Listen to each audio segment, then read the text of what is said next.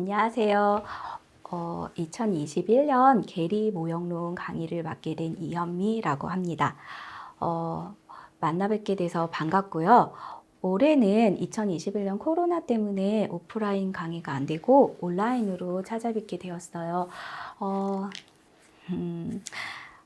그래서 오프라인에서는 9주차 강의로 진행을 했었는데 그걸 45시간으로 쪼개서 진행을 할 거고 아마 45회차로 진행을 한다라고 공지는 되었는데 실제로 찍어보면 조금 오버될 가능성이 있을 것 같아요.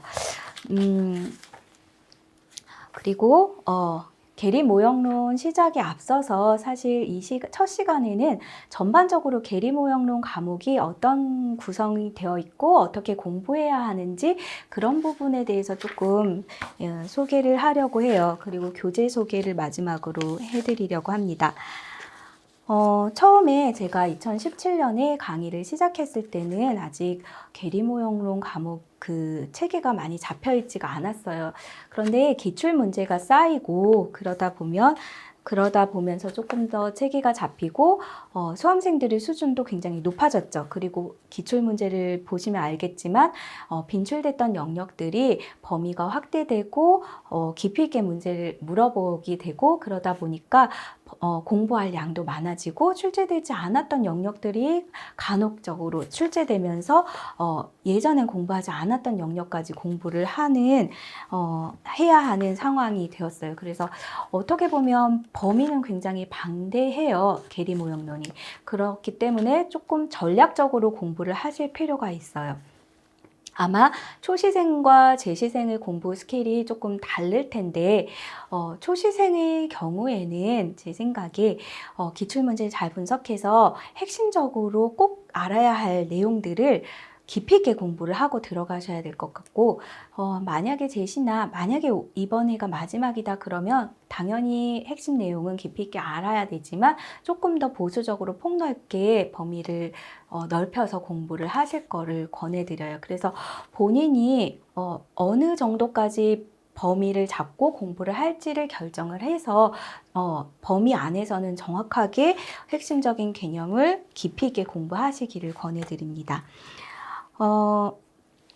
제가 합격률 보니까 2019년에 62.7% 정도 합격을 했더라고요. 계리 모형론. 그런데 2020년에 38.1% 조금 떨어지긴 했어요. 그렇지만 아직까지는 이 시험을 합격하기에 굉장히 좋은 시기다라고 생각이 들고요. 여러분들은 그러한 좋은 시기니까 열심히 노력하셔서 올해 꼭 합격하시기를 바랍니다. 그러면 강의에 앞서서 어떻게 계리 모형론이 구성이 되어 있는지 소개를 먼저 드릴게요.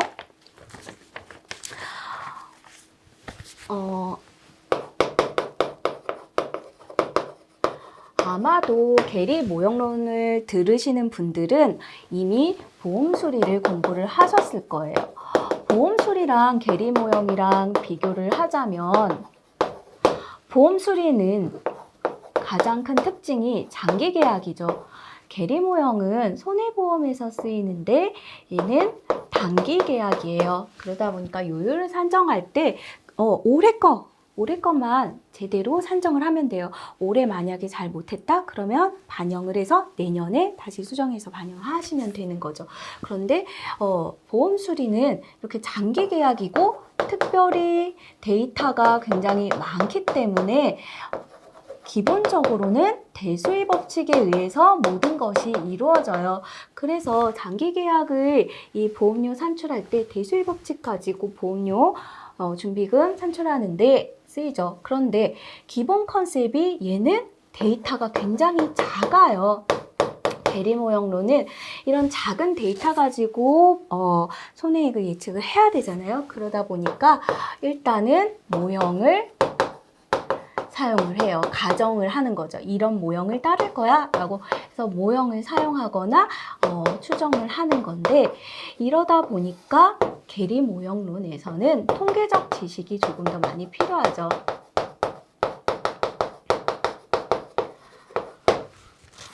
그리고 계리 모형론에서는 이런 모형을 사용하는 거에 있어서 단점이 있죠. 이건 가정이잖아요. 그러다 보니까 그런 거를 조금 보완하기 위해서 신뢰도 이론이라는 거를 도입을 하고, 또 하나는 모형을 아예 이 모형을 따른다라고 가정하기보다 데이터를 가지고 시뮬레이션을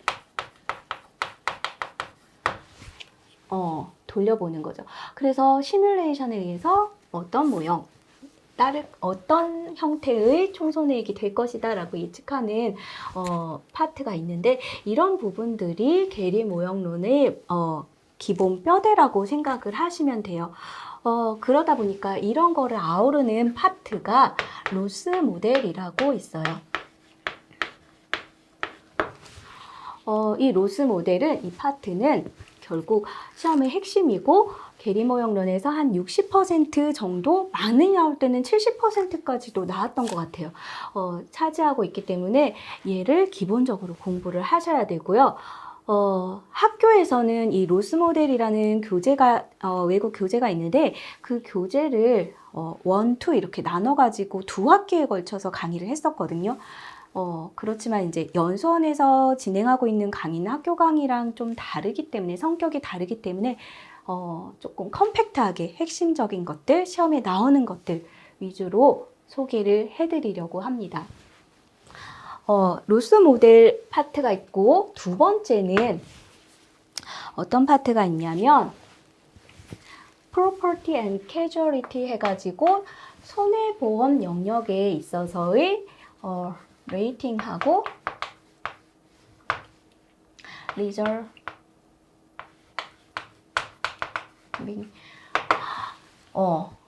결국 요율을 산출하고 준비금을 설정하는 이 파트를 별도로 공부를 하게 되어 있어요. 그런데 최근에는 이 파트가 굉장히 많이 출제가 됐어요. 2019년에는 3문제, 2020년에는 2문제가 출제가 될 만큼 굉장히 비중이 많이 차지했죠. 그래서 이 파트 두 개의 영역이 거의 계리 모형론의 핵심 영역이라고 생각하시면 돼요. 세 번째 파트는 사실 저희가 따로 범위가 SOA처럼 지정되어 있지는 않지만, 확률 모형이라는 파트가 어디에 소개되어 있냐면 계리사회 실러버스, 거기에 어떤 내용들을 담고 있다, 계리 모형론은 어떤 내용들을 담고 있다 할 때 이 확률 모형에 대해서 소개를 하고 있어요. 거기에서는 회귀 분석, 시계열 분석, 마코프 모형이라고 했는데, 제가 봤을 때는 마코프만을 특정하면 안 되고, 그 확률 과정으로 두 개를 쪼개서 마코프 모형과 마코프 과정, 포화송 과정 이렇게 쪼개서 공부를 하셔야 될 것 같아요. 두 개가 왔다 갔다 출제가 되었거든요. 이 두 영역 모두. 실제로 시험에서 확률 모형 파트는 사실 출제가 된 해도 있고 안 된 해도 있고, 근데 확률 과정은 거의 지그재그로 되었었어요. 그래서 이 파트가 핵심이라고 보시면 돼요. 그러면 로스 모델에서는 어떤 내용들을 다루고 있냐? 크게 첫 번째는 이런 통계적 지식이 기본적으로 필요하잖아요. 그래서 실질적으로는 여러분들이 확률 기초적인 지식들을 공부를 하셔야 돼요. 이미 수리 통계를 들었거나 아니면 통계학과 학생들은 이런 부분은 기본적으로 알고 계시니까 조금 스킵해도 상관은 없을 것 같지만, 아예 기초적으로 통계를 처음 하신다라고 하시면 이런 기초 파트 공부를 먼저 선행을 하셔야 합니다. 그래서 계리 모형론 강의에서도 기본적으로 알아야 될 것 간단하게 소개를 하려고 해요. 기본적으로 확률 변수나 분포함수, 기대값, 분산 이런 개념들은 계리 모형론 전반에 걸쳐서 나오고 있는 컨셉이기 때문에, 그리고 콕 집어서 얘에 대해서 직접 물어본 경우도 있었어요. 2014년, 2016년에는 확률의 기초적인 내용들 초반에는 많이 물어봤는데 이제는 기초 내용은 당연히 알고 있다고 생각하고 거기에 플러스해서 실질적인 계리 모형에 적용하는 문제들이 많이 나오죠. 그래도 기본적인 것을 알고 있냐 하는 거는 중요하니까. 특히 뭐 정률 생성함수라든지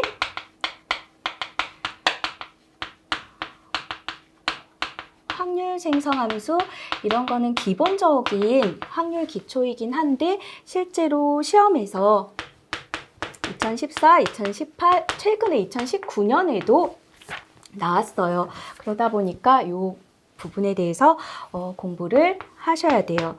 그리고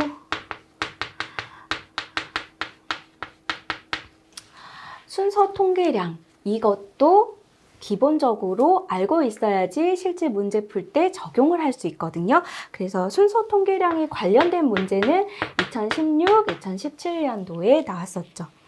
그리고 확률에서 정규 근사, 얘는 아마 보험 수리를 공부하셨으면 이미 하셨을 건데 2017, 2018년에 요 관련된 문제들이 출제가 됐어요. 그래서 확률 기초라고 해서 무시할 게 아니라 기본적인 컨셉들은 알고 계셔야 해요. 두 번째는 이제 이런 기초적인 내용을 가지고 실질적으로 로스 모델에서 손의 모형의 기본적인 것을 소개를 하면 첫 번째는 분포예요. 분포에 대해서 아마 이미 공부를 한번 하신 분들은 알고 계시겠지만 손의 모형에서 쓰고 있는 분포는 빈도 분포와 심도 분포로 구분해 가지고 공부를 해요.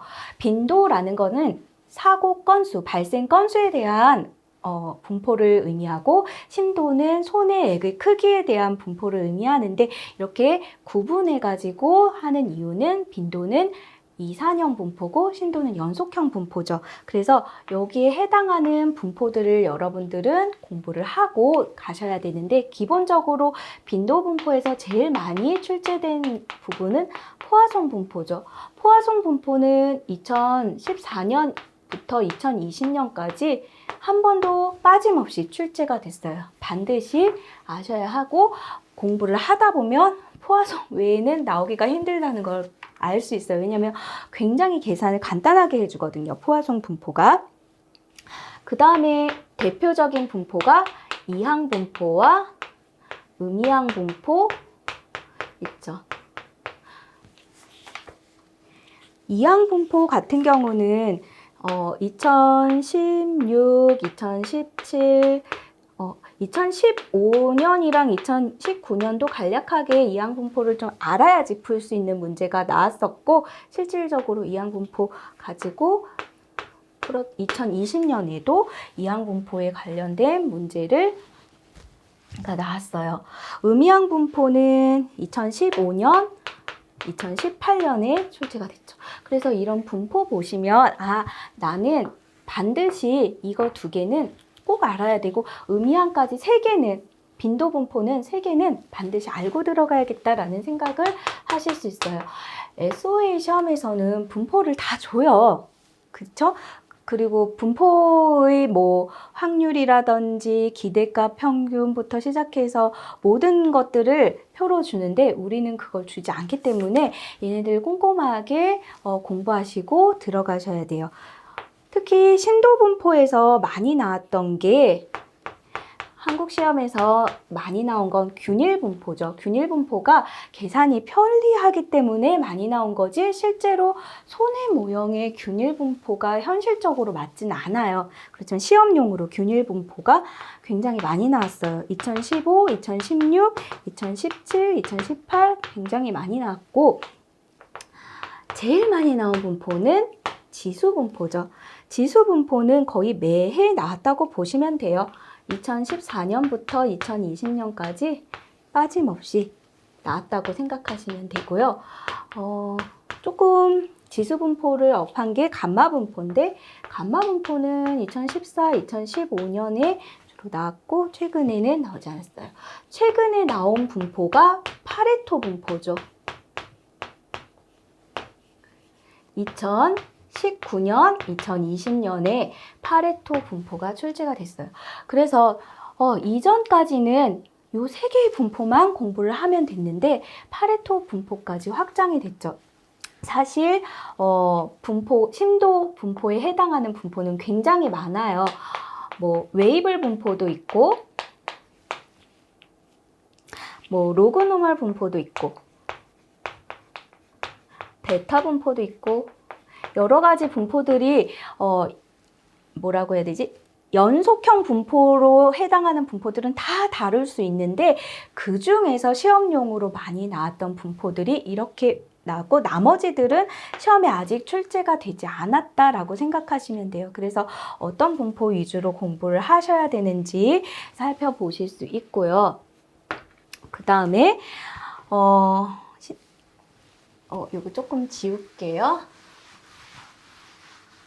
손의 모형에서 일단 분포를 했다면 이 분포 가지고 사실은 뭐를 해야 되냐면 사실 요거 두 개 합쳐서 총 손해액을 계산을 해야 돼요. 그런데 그거에 앞서서 심도 분포는 X, 손해액 전체에 대해서 다루고 있다면 우리는 요걸 YP나 YL 요런 형태의 새로운 변수로 설정해가지고 공부를 하게 되는데 이거를 보상 범위 조정이라고 얘기를 해요.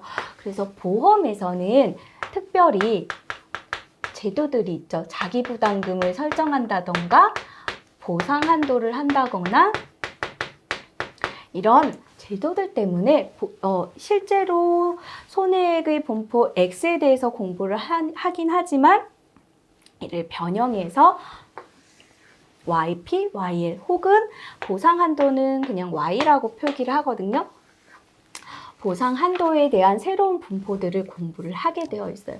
여기에서 이제 초창기에는 여기에만 포커싱해서 나왔다면 이제는 무조건 자기 부담금이나 보상 한도에 대해서 넣어가지고 문제를 물어보죠. 그래서 2000 몇 년도 시험부터 얘기를 드릴까요? 자기 부담금 YL, YP에 해당하는 요 파트는 2014년에 출제가 되고 계속 안 돼도 2017, 2018, 2019 이렇게 출제가 됐어요. 2019 뭐라고 해야지? 이 이후에 출제된 거는 자기부담금에서 조금 확장을 해서 그냥 자기부담금이 아니라 빈도와 신도를 합해서 총손해액 파트로 넘어가서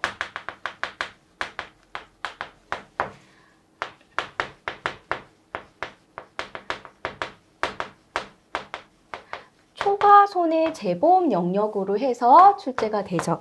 2018, 2019, 2020년. 그래서 실제로 초과 손해 재보험의 그 모티브는 자기부담금 제도에서 온 거기 때문에 얘를 정확하게 이해를 하시면 이건 자동적으로 해결이 돼요.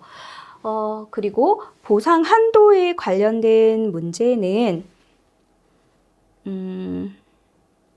2018년에 기출이 됐었네요. 보상 범위 조정과 관련해가지고는 공동보험도 있을 수 있고 인플레이션 이런 파트들이 공부해야 할 영역이긴 한데 아직까지 출제는 되지 않았어요. 어찌됐건 이제 심도에서 보상 범위를 조정하는 파트로 넘어가서 이 파트에서 제대로 공부를 하여야지 총손해까지 연결해서 공부를 하실 수가 있는 거죠. 세 번째 파트에서 이제 총손해액이라고 하는 거는 여태까지는 빈도 따로 심도 따로 했다면 이거 두 개를 컴파운드해서 총손해액 개념으로 공부를 하게 되는데요. 총손해액을 해서 많이 물어보는 게 이제 공부해야 할 영역이 합성곱을 이용을 하는 방법, 총손해액을 구할 때 생성함수를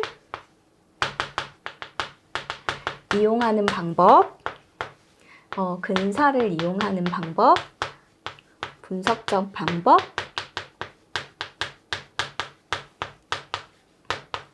있고 최근에 제가 강조를 했는데 합성 포화송이라고 해서 포화송 분포와 합해진 이 합성 포화송, 얘가 굉장히 중요하다라고 얘기했는데 2020년에 출제가 됐었죠. 실제로 생성함수를 이용한 문제는 여기 정률 생성함수, 확률 생성함수 요거 가지고 문제가 나왔었던 거죠. 2018, 2019.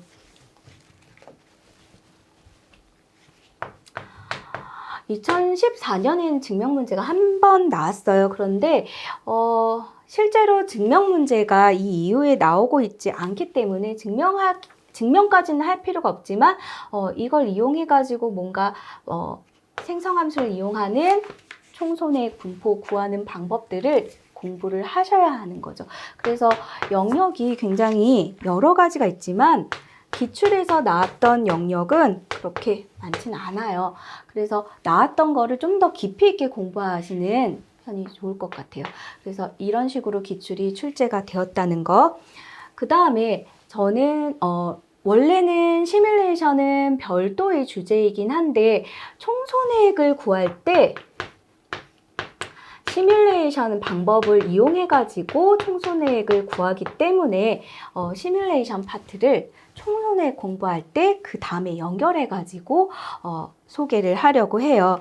실제로 시뮬레이션은 2014, 2015년, 2017년 나왔고 시뮬레이션에서 부트스트랩이라는 개념으로 나온 게 2018년에 나왔어요. 그래서 어떻게 보면은 시뮬레이션이 최근에 기출이 없어요. 2019, 2020년에 없기 때문에 이 파트도 2021년에 중점적으로 공부해야 할 파트라고 생각이 들어요. 그래서 전반적으로 손의 모형에 관련된 주제들이 이렇게 되어 있고 우리가 특히 공부를 열심히 해야 되는 파트는 보상범위 조정 파트다. 얘가 열심히 돼야지 뒤에서 총손해액과 연결해가지고 같이 업해가지고 문제가 나왔을 때 제대로 풀 수가 있거든요. 여기까지는 손의 모형의 기본적인 내용이고 이거는 손의 모형까지는 지웠는데 손의 모형까지는 이런 분포를 따른다라고 이미 가정을 한 거예요. 그러다 보니까 이게 맞는지 모형을 추정하고 선택을 하는 파트가 있겠죠. 그래서 이 파트에서 이제 추정 파트랑 검정 파트로 구분해서 공부를 할 거예요. 추정은 비모수적, 모수적 이렇게 방법 두 가지로 공부를 하는데 비모수적 방법은 그냥 말 그대로 이런 모형을 쓰지 않고 앞에서 배운 모형을 쓰지 않고 데이터만 가지고 해결하는 방법. 모수적 방법은 얘가 그래도 여기 앞에서 배운 모형을 따르는데 그 모형을 데이터로 봤더니 모형의 모수를 추정을 하는 거죠. 어떻게 보면. 그래서 추정의 방법에는 두 가지가 있고 얘는 오로지 데이터만 이용을 하는 거예요.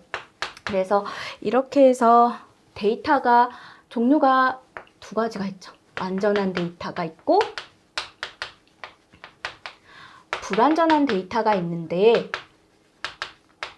데이터의 종류가 완전한 데이터라는 거는 내가 갖고 있는 데이터로 모든 정보가 있는 거고 불완전한 데이터는 사실 우리가 앞에서 얘기한 자기부담금이 걸려 있거나 그래서 데이터가 원래는 손해액이 10원이 발생했는데 실제로 데이터는 자기부담금이 이라고 설정되어 있어서 없다라고 체킹이 돼가지고 데이터가 없는 불완전한 데이터, 이런 경우에 어떻게 추정을 할지 우리가 공부하는 방법이, 얘는 경험적 분포라고 해가지고 보통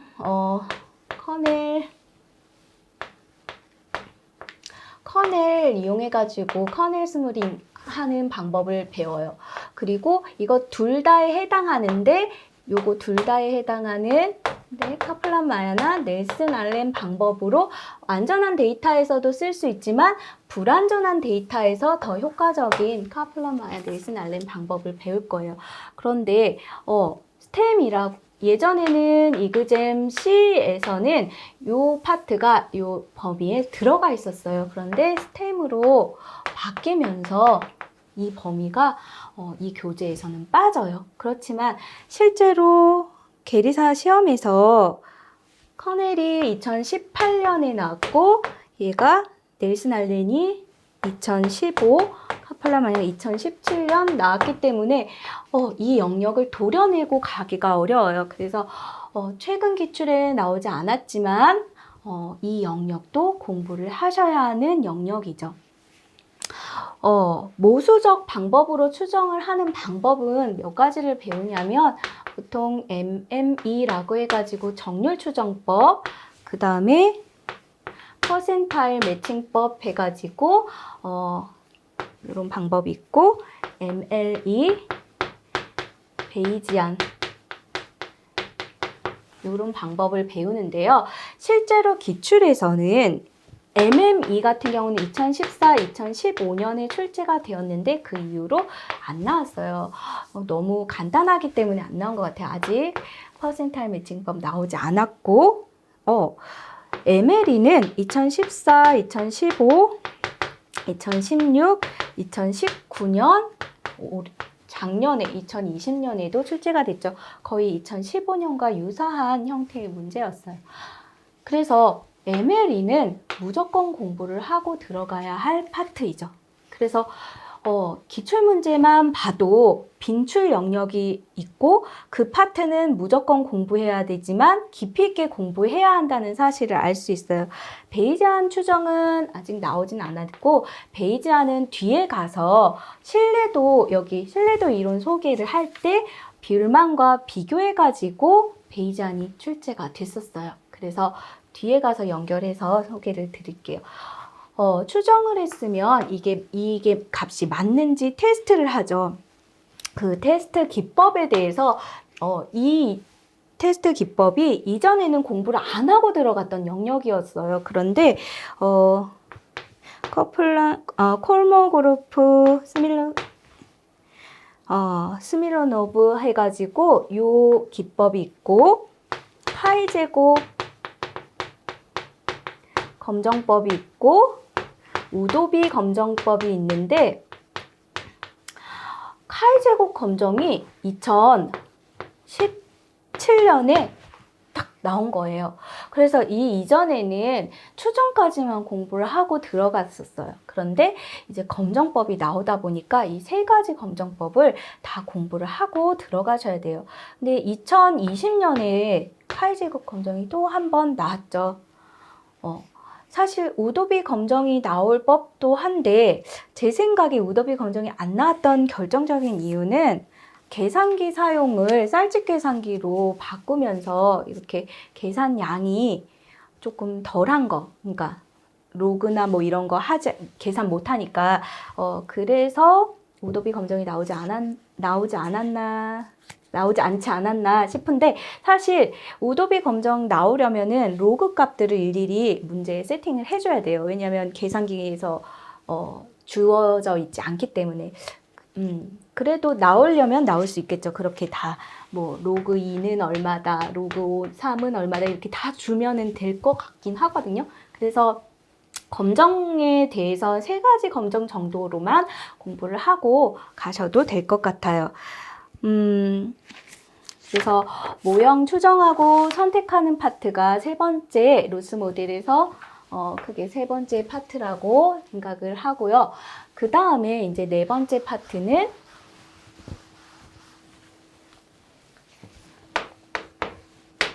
신뢰도 이론이죠. 신뢰도 이론은 크게 고전적 신뢰도,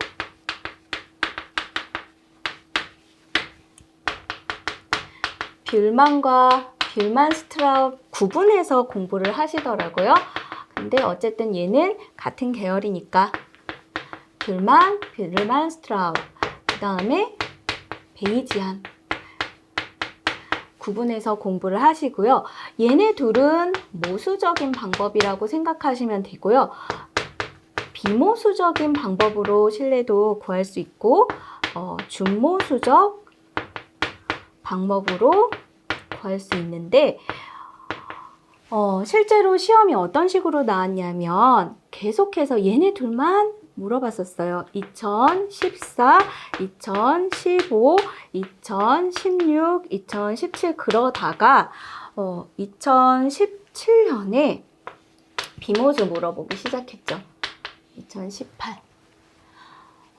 그런데 이제 고전적 신뢰도가 굉장히 쉬워서 오히려 나올 법 했는데 계속 안 나오다가 2019년에 드디어 나왔어요. 그래서 이제 영역이 신뢰도 이론은 전부 다 공부해야 하는 영역이 됐어요.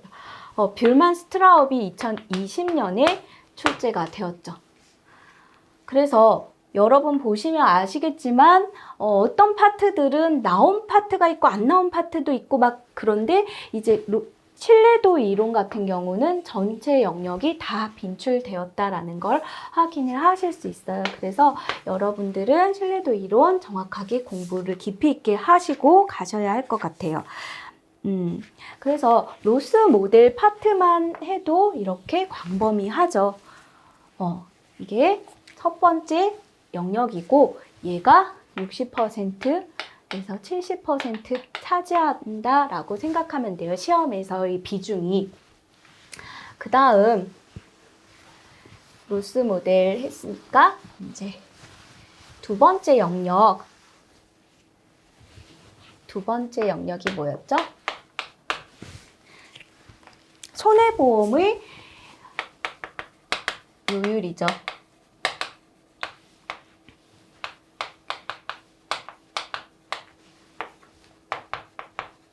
책임 준비금. 이 파트는 아까도 소개를 했지만 얘가 기본적으로 굉장히 많이 출제가 이게 별 3개라면 얘는 이제 별 2개 정도 되겠죠. 왜냐면 출제 영역이 여기에서 60, 70% 되면 얘 한 20%는 가량 되게 출제가 되고 있어요. 구체적으로 공부하실 때 보면 첫 번째는 우리가 공부할 때 어떤 것들을 살펴보냐면 데이터를 집계하는 방법들을 소개를 할 거고요. 데이터 집계 방법이라고 하는 거는 뒤에 우리 공부할 텐데 달력연도 계약이냐, 달력연도냐, 계약연도냐, 사고연도에 따라서 데이터 집계 방법이 달라지는 거 요거 공부를 하실 거고요. 익스포저나 보험료를 산출할 때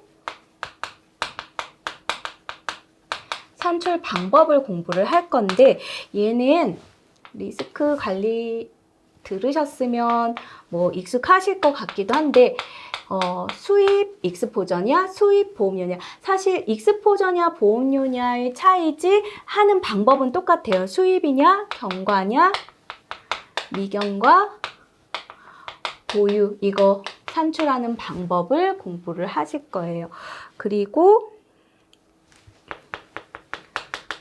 손해액 산정 방법을 공부를 하실 예정이에요.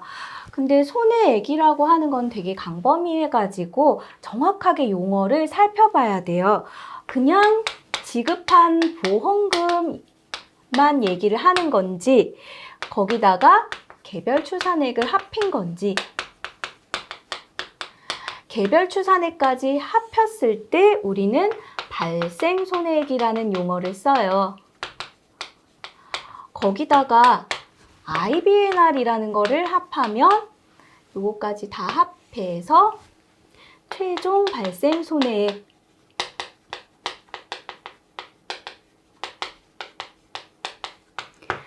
여기에다가 IBNER이라고 조정분을 더해서 총 손해액을 계산을 할 수 있어요. 그래서 손해액을 산정하는 방법을 또 배울 거고요. 두 번째는 크게는 여기도 적혀 있지만 요율과 책임준비금이잖아요. 그래서 보험료 파트가 있고 지급준비금 파트가 있어요. 준비금 중에서 책임준비금 전체를 토탈하는 거 아니고 특별히 지급준비금 공부를 많이 할 거예요. 그런데 보험료 같은 경우는 보험료를 수정하는 방법으로 익스포저 확장법과 평행사변형법 두 가지로 나누어서 공부를 할 거예요.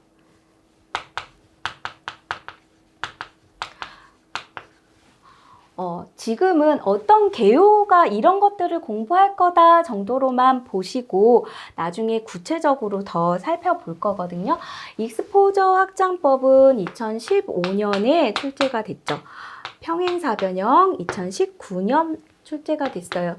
그 중에서 익스포저 확장법을 이용해가지고 상대도 요율 체계로 보험료를 계산하는 방법을 또 공부를 하는데 얘가 많이 출제됐죠. 2018년, 2020년 두 번 걸쳐서 상대도 요율 관련한 문제가 출제됐었어요.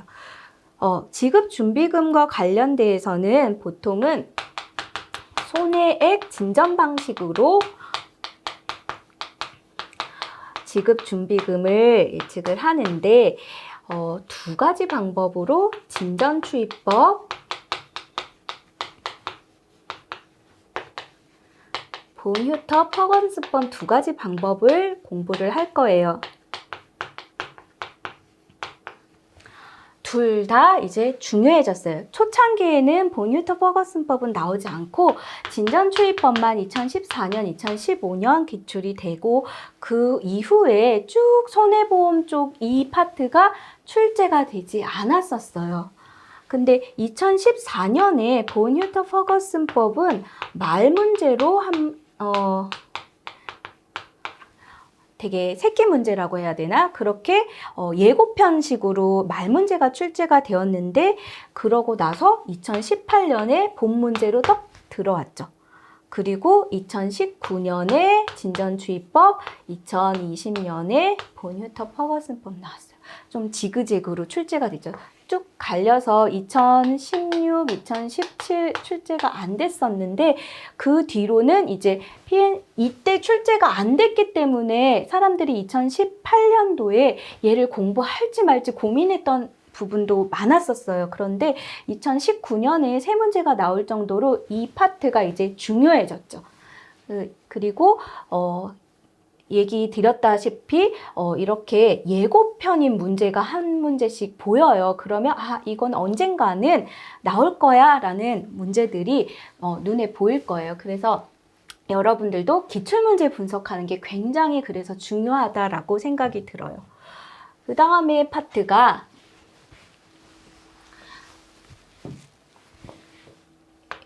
여섯 번째 파트가 세 번째 파트가 확률 모형이었죠. 아까 지웠는데 칠판이 작아서 저는 강의 순서가 확률 모형 중에서 확률 과정을 먼저 진행을 할 거예요. 왜냐하면 얘가 빈출이니까.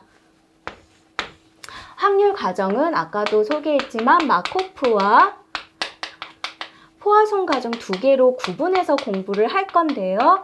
왜냐하면 이 파트가 지그재그로 시험 문제에 나왔어요. 2014년, 2016년에 마코프 나왔는데 2017년, 2018년 연속해서 포화송 과정 나왔거든요. 그리고 나서 2019, 2020년에 마코프가 나왔죠. 좀 지그재그로 나온 경향이 있죠.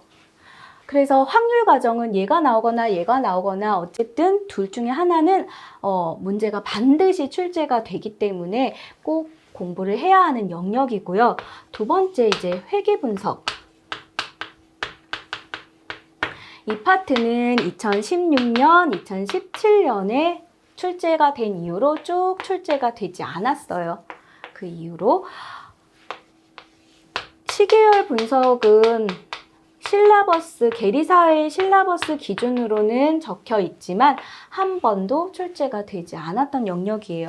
그래서 강의에서 조금 강약을 둬서 강의를 하기 위해서 조금 올해 강의부터는 시계열 분석은 빼려고 해요. 회계 분석은 이미 출제가 됐기 때문에 언제든지 또 나올 가능성이 있지만 시계열 분석은 2014년 이후로 한 번도 출제가 되지 않았어요. 작년 같은 경우는 정규 강의에서 소화가 안 돼서 시계열 분석만 보강 형식으로 한번 진행을 한 적이 있는데 수강생 분들도 많이들 듣지 않으시더라고요, 보강 자체를.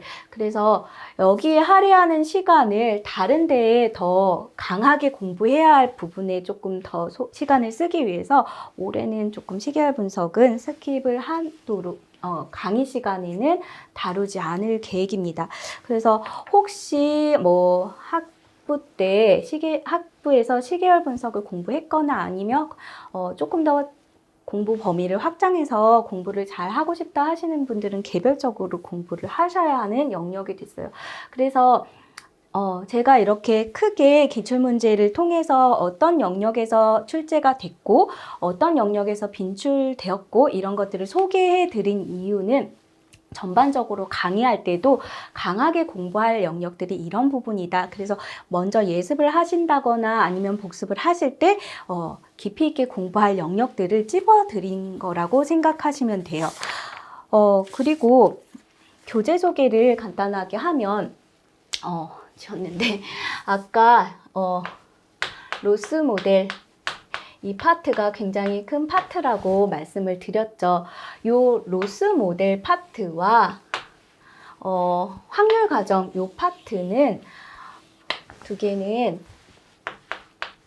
연수원 교재로 진행을 하도록 할게요. 이 교재는 제가 2017년부터 서브 형식으로 여러분들한테 제공했던 것들이 교재로 나왔으면 좋겠다라는 의견들이 많으셔가지고 교재화해서 나온 건데 사실 로스 모델 교재 자체를 보시는 게 사실 도움이 더 많이 되죠. 근데 원서다 보니까 읽기가 해독하기가 어렵고 시간이 오래 걸리잖아요. 그래서 일단은 이 교재를 개념서 정도로 해가지고 보고 여러분은 여기에다가 샘플 문제를 굉장히 많이 푸셔야 돼요. 그래서 추천드리는 게 예전 이그잼 C의 아텍스